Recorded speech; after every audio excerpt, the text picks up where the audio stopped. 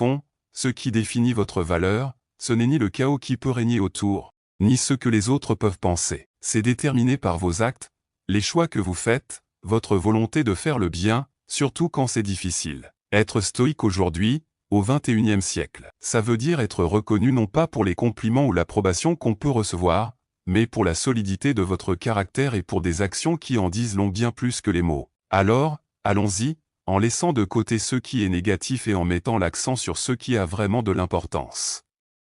Soyez plein d'amour. Vous avez sûrement déjà remarqué certaines personnes qui semblent illuminer une pièce dès qu'elles y entrent.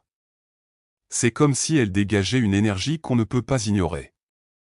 Être plein d'amour, c'est pas d'attendre que quelqu'un vous remarque pour obtenir un signe d'approbation, c'est d'être cette personne qui voit les autres et qui diffuse de la positivité, juste en étant soi-même.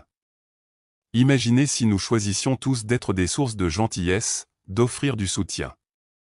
Quel impact cela aurait?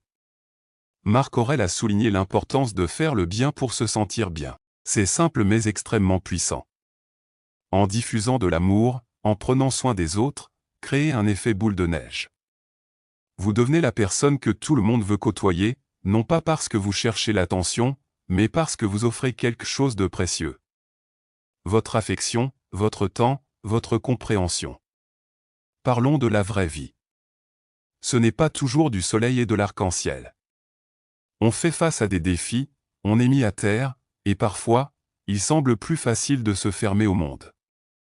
Mais c'est là que la magie du stoïcisme intervient. Elle nous enseigne la résilience, la force de se relever avec encore plus d'amour et de compassion. Comme Sénèque le disait, chaque personne que nous rencontrons est une occasion de pratiquer la gentillesse. Donc, quand vous vous sentez à terre, quand le monde semble contre vous, c'est le moment de donner encore plus, de partager votre amour généreusement. Il ne s'agit pas d'ignorer vos sentiments, mais de les rediriger vers des actions positives qui élèvent non seulement vous-même, mais aussi ceux autour de vous. Adopter cette stratégie pleine d'amour ne consiste pas uniquement à faire sentir les autres valorisés. Elle sert aussi à enrichir votre propre vie. Le monde a cette manière de renvoyer les bonnes actions souvent quand on s'y attend le moins, mais précisément quand on en a le plus besoin. Alors inspirez-vous du stoïcisme. Choisissez d'être un phare d'amour et de gentillesse. Vous serez surpris de constater combien vous vous sentirez apprécié par les autres, et surtout par vous-même. C'est un parcours qui mérite d'être exploré, un chemin vers une vie plus épanouie et plus connectée.